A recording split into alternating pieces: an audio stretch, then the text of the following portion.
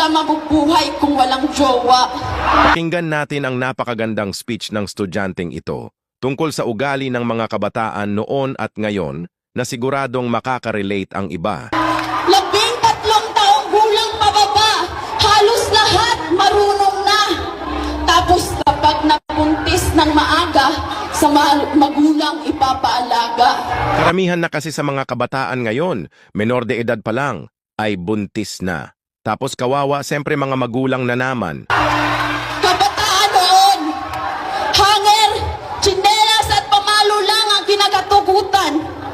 Kabataan ngayon, kung makasagot, wagas at makapaglayas, akala mo may kaya ng ipamalas. Kabataan ngayon, bukso ng damdamin ang laging pinapairal, pero walang oras sa pag-aaral. Pag-uwi ng bahay, diretso agad sa galaan. Tapos mas galit pa pag pinagsasabihan. Yan na talaga ang ugali ng ibang mga kabataan ngayon. Noon, tignan mo lang ang mga bata tatahimik na yan. Pero ngayon, sila pa ang may ganang magalit kapag pinagsasabihan mo. Karamihan ngayon, wala ng dignidad, respeto at prinsipyo. Basta makasabay lang sa uso. Walang pakialam kahit makasakit pa ng ibang tao.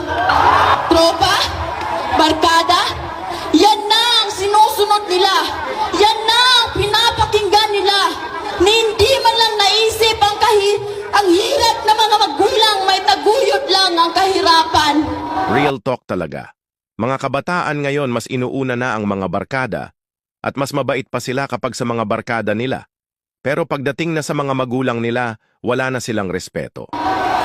Sa bawat tingin nyo ang pera pambili ng kolorete at pampaganda. Sa bawat kupit nyo pang computer, sa tabing kalsada ay katumbas ng pawis, dugo at luha na dulot na hirap na tiniis.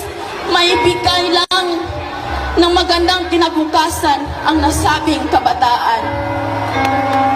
Nasubukan nyo na ba silang pagmasdan? Nasubukan nyo na bang tingnan ang kanilang palad?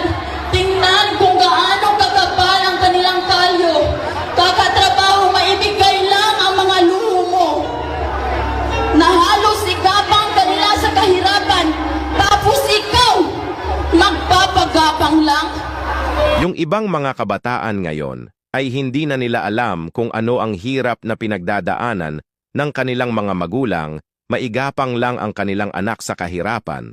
Tapos ang mga anak naman ay magpapagapang lang.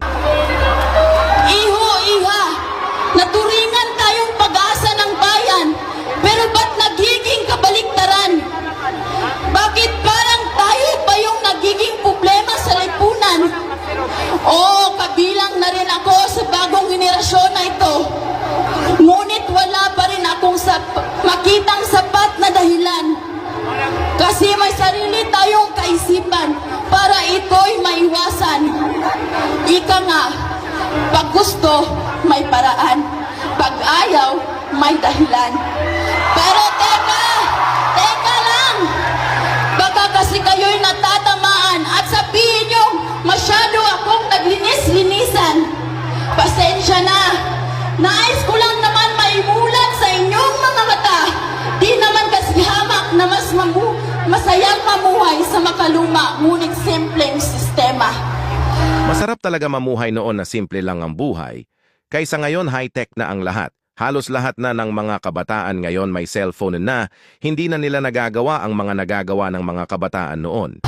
Na ngayon, malaki ang pinagkaiba dahil sa makabagong teknolohiya.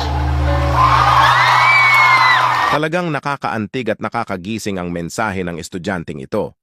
Ipinakita niya kung paano nagbago ang ugali ng kabataan noon at ngayon, kung paanong ang dating puno ng respeto, disiplina at dedikasyon ay unti-unting napapalitan ng pagiging kampante, masyadong nakatutok sa teknolohiya at minsan ay nakakalimot sa tunay na halaga ng buhay.